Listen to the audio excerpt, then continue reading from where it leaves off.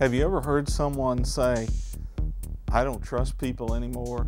In fact, I really don't trust religious leaders, pastors, teachers in churches, because I got burned by what they said or what they did. They taught one thing and then they lived something else. That is always going to happen if you have your focus on people.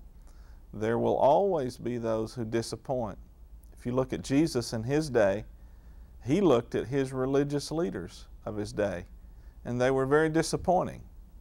But it didn't mean that everyone was disappointing, and it didn't mean that you should never trust anyone. Jesus said, "A new commandment I give to you, that you love one another as I've loved you.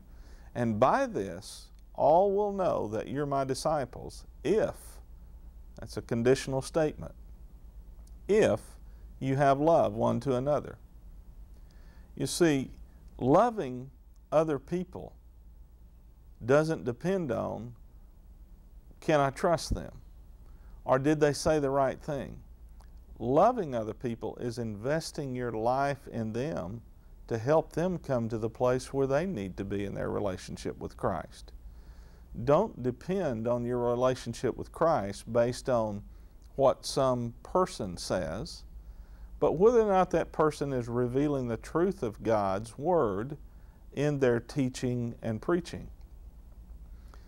If you are close to Christ, then Christ will increase in your life and you will decrease.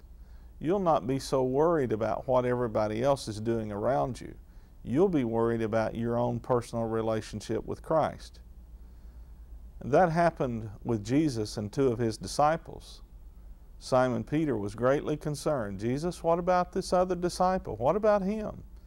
And Jesus basically told him to mind his own business, deal with his relationship with Christ, and Christ would deal with that other person. Don't be thrown off course by what others say, whether they're right or wrong. Stay on course by being solidly grounded in the teaching of God's Word.